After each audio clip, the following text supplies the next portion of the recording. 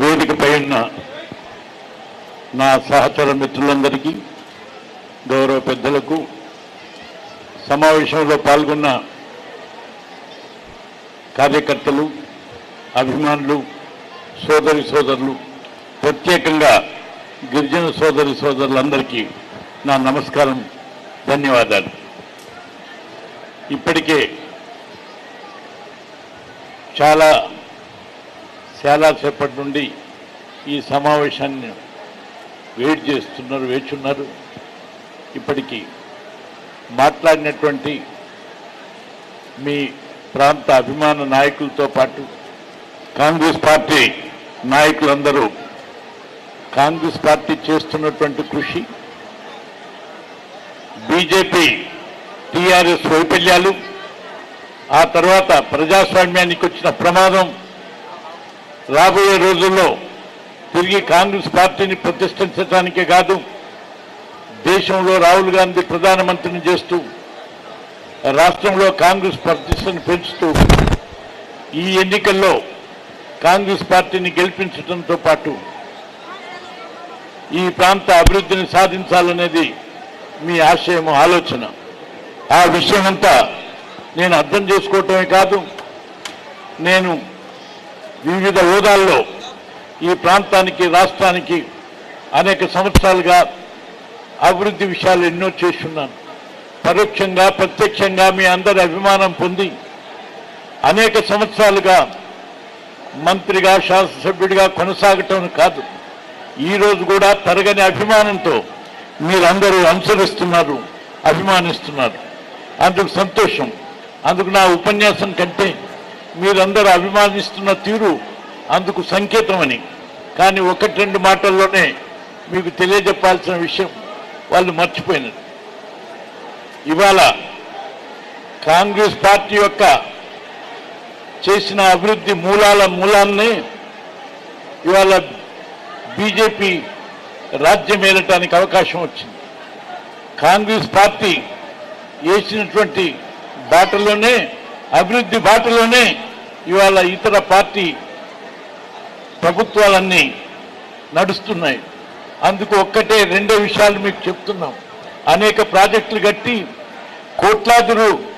కోట్ల టన్నుల ధాన్యాన్ని నిల్వ చేయటం మూలాన ఇవాళ మోడీ గారు నెలకు 5 కిలోల ఉచితంగా ఇస్తున్నటువంటిది ఇది కాంగ్రెస్ పుణ్యం అని చెప్పి మీ అందరికీ మనం చేస్తున్నాను.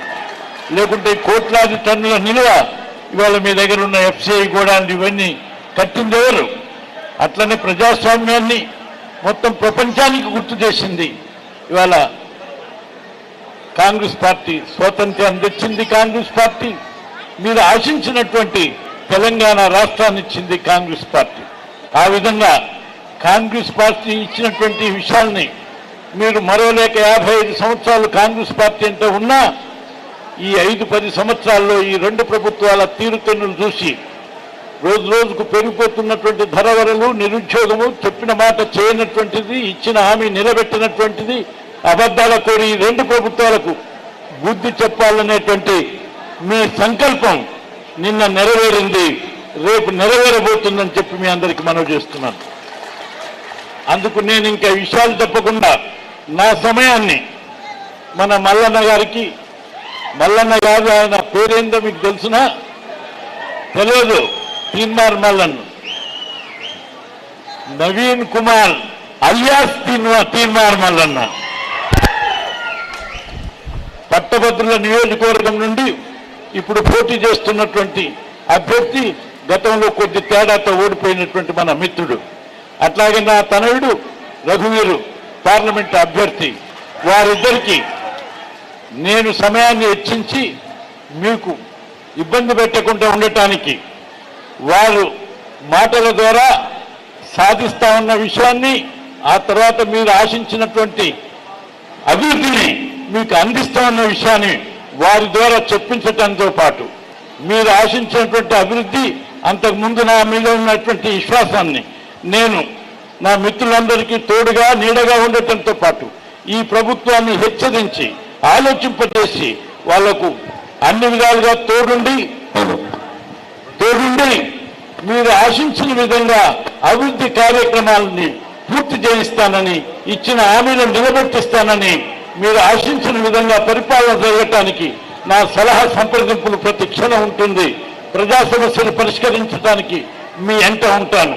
అదేవిధంగా మీరు నమ్మిన మీ నాయకుడు మన దామోదర్ రెడ్డి గారిని ఆయన ఓడిపోయినా కూడా ఇవాళ రేపు పొద్దున ఆయనే శాసనసభ్యుడిగా లేనిది లోటు లేదు అన్నంత తీరుగా మేము వివరింపజేస్తామని చెప్పి మీకు హామీ ఇస్తున్నాను. అందుకు వచ్చేటువంటి ఎన్నికల్లో కాంగ్రెస్ పార్టీ అభ్యర్థిని గెలిపించి ఆయన ఆత్మతృప్తి చేయటమే కాదు, కాంగ్రెస్ పార్టీ ఆత్మతృప్తి చేయండి అని చెప్పి మీ అందరికీ నేను మనవి చేస్తున్నాను. దీనికి తోడు ఇవాళ భారతదేశంలో ఇండియా కూటమిగా ఏర్పడ్డటువంటి పార్టీలన్నీ మన అభ్యర్థి రఘువీర్. అందుకు ఉభయ కమ్యూనిస్టు పార్టీలు, Janasena party, TJS, Telangana Janasena party, Janasamithi party, ఇతర ప్రజా సంఘాలు యావత్తు ఈరోజు ఈ కూటమిలో భాగస్వాములై ఇక్కడ కూటమి అభ్యర్థాన్ని గెలిపించడానికి వారి యొక్క సహకారం అందిస్తున్నందుకు వారికి నా ధన్యవాదాలు, నా అభినందనలు.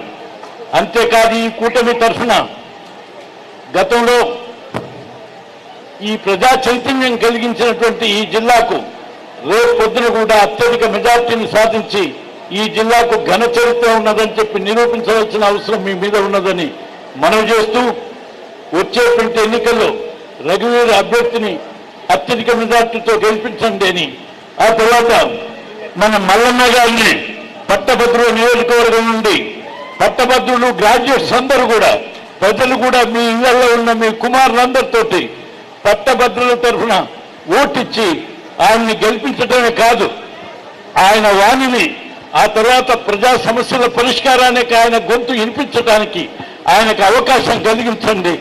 ఆ విధంగా మా ప్రయాసం తగ్గించండి. మా వంతు ఇంతకాలం పనిచేసిన మేము వారి ద్వారా మీకు న్యాయం చేయడానికి కృషి చేస్తామని చెప్పి తెలియజేస్తూ నేను సెలవు తీసుకుంటున్నాను.